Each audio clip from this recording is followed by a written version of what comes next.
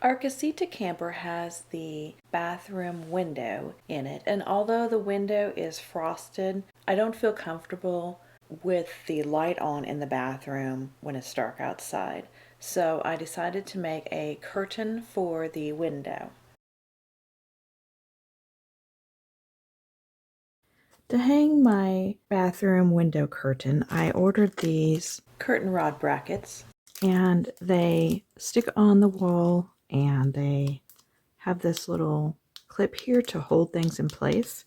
So I think this is going to work really well. I want to clean your surface first with some rubbing alcohol and then let it dry good, and then peel the backing off and press it onto your surface. The ones I got require you to let it set for a period of time before you can hang any weight on it. For the rod itself, we bought some 3/8 inch PEX pipe. We cut our pipe at 15 inches long. Yours might need to be longer or shorter based on where you put your brackets.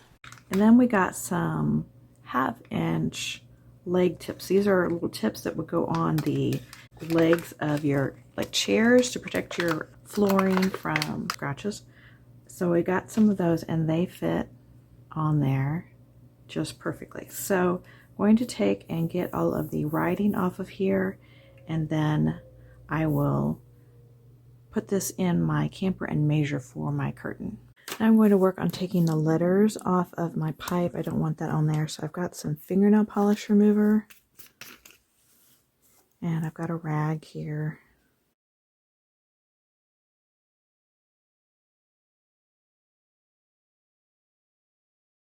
That got most of it off. I'm going to use a little bit of sandpaper to get the rest off. I've got some 120 grit sandpaper, some fine sandpaper, and I'm going to use it to try to get the rest of that writing off.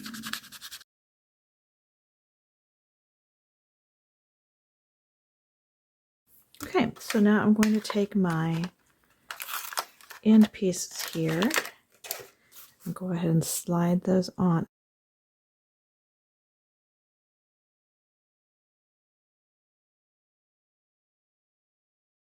For the camper shower curtain, I took a shower curtain and I cut it in half and hemmed the side, and then I ended up having to shorten it a little bit to make it fit in the camper. And I'm going to use the other half of the shower curtain to make a curtain for the window in the bathroom.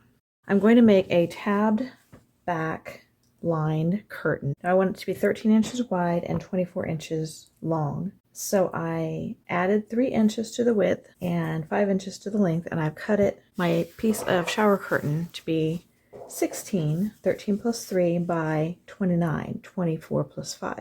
And then I have some lining fabric left over, and I want it to be the size of the finished curtain. So I want it to be 13 by 24. So my thinking here is that, like with a regular shower curtain, if you had the shower curtain on the inside and then you had a fabric curtain on the outside, the fabric curtain stays dry because the shower curtain liner keeps everything dry. So I'm hoping that will work also with lining this curtain. I'm hoping that all the water will get on the shower curtain itself and will stay off of the liner. I had some leftover blackout curtain lining from making the curtains in the rest of the camper, but I didn't have a wide enough piece. So I just took 2 pieces and I sewed them together, and I pressed the seam opening. And that will be on the inside of the curtain. You won't be able to see it, so I think that will be fine. If you remember, we cut an extra 3 inches on each of the sides, so that's 1.5 inches per side. Fold it over 3/4 inch and press that all the way down, and then we'll fold it over again 3/4 inches and press it all the way down. We'll do the same thing on the other side. So then I want to take the lining and put it back behind the folded over edges, and I want to center it so it is the same on the top and the bottom, both on both ends. It should be about 2.5 inches.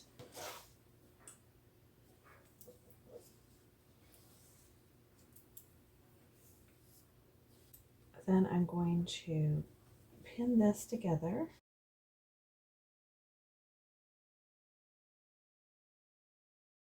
And then I'm going to sew all the way along here and all the way along this edge.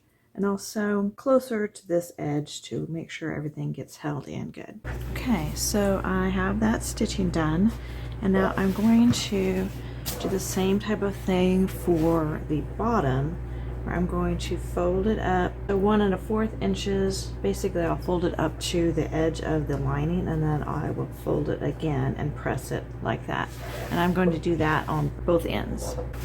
So I got that side pressed and I pinned it, and now I'm going to stitch along the edge here.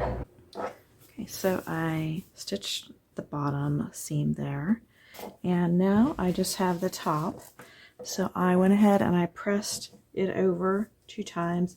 It wasn't quite square. I don't know if you noticed that when I was showing it to you earlier, but I did square it up and pressed it twice. And now we're going to add the tabs. So I have some ribbon. This is 3/8 inch wide, and it is a white transparent. You could just use any ribbon that matches your project, but the satiny ribbon works better than like a gross green ribbon. It's just going to slide easier on your curtain rod. This is about 1 1/4 inches, and so I want these to be long enough that I can turn them under and it will catch when I stitch. And then I need to be able to turn it under here also, and then I will stitch at the top. I'm going to make each one about 2 inches long. So I'm going to fold it under here and then pin it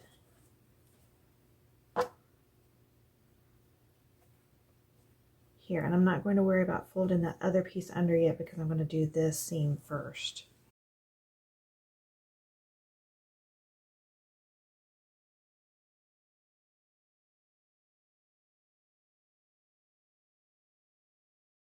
I'm going to evenly space my ribbons across the top of the curtain, about 1 inch or so apart.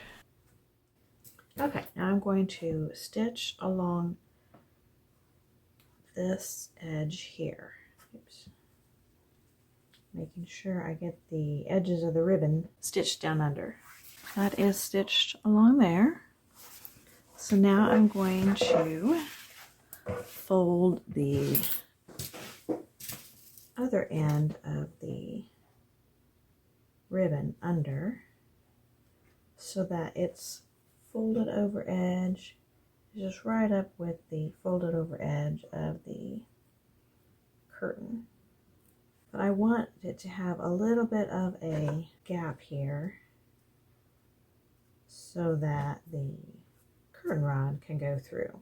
So I'm just folding it under about 1/4 inch and lining it up with the edge of the curtain.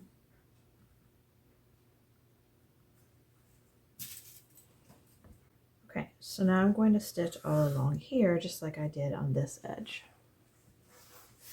Then I can slide my curtain rod into the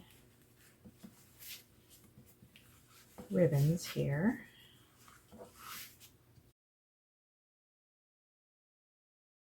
So the top of the shower curtain has these grommets, so I'm going to utilize this to make a tie back. So I'm going to use one edge here, so that's already folded over and hemmed. I won't have to worry about it. So I'm going to leave a little bit on this side here so that I can fold it over and hem it.